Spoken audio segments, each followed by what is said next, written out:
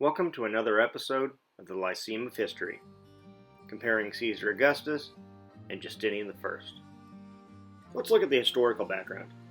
Caesar Augustus was born on September 23, 63 BC in Rome, Italy, which you can see on the map in blue. He reigned from 27 BC to 11 AD.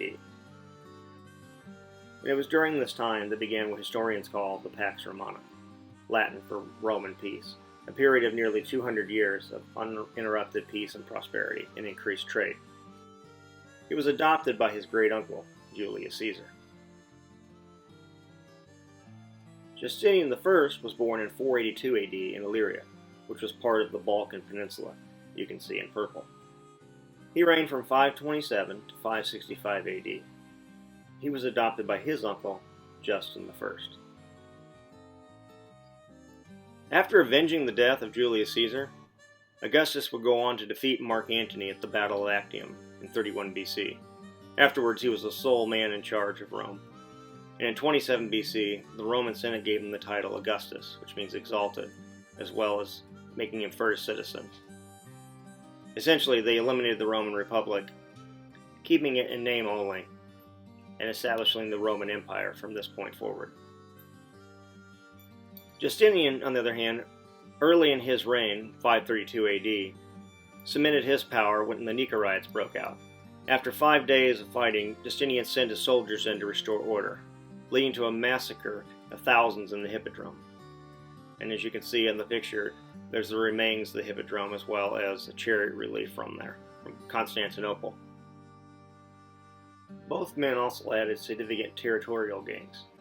Augustus added to the Roman Empire Egypt, as well as expanding Illyricum, Ionia, and several provinces along the Adriatic seacoast.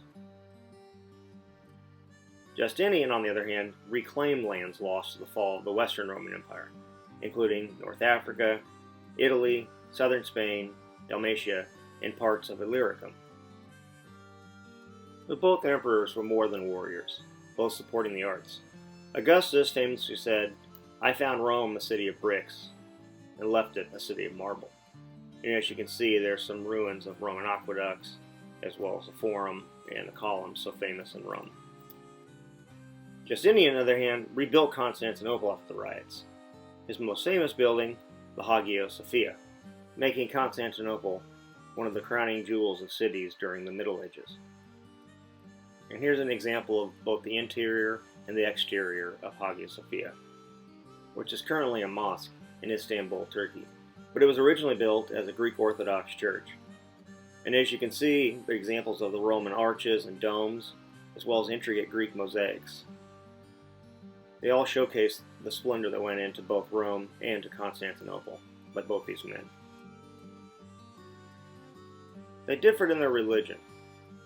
Augustus followed the Greco-Roman gods and goddesses, for example, Jupiter, Neptune, etc. He had several temples built or restored to those gods and goddesses.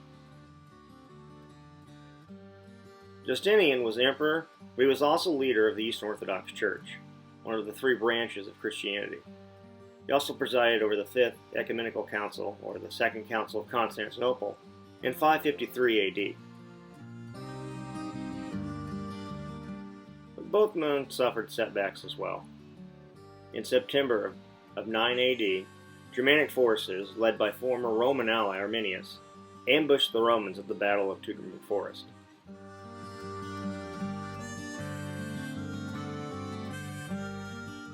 The Romans lost 3 legions, and it marked the end of Roman expansion east of the Rhine.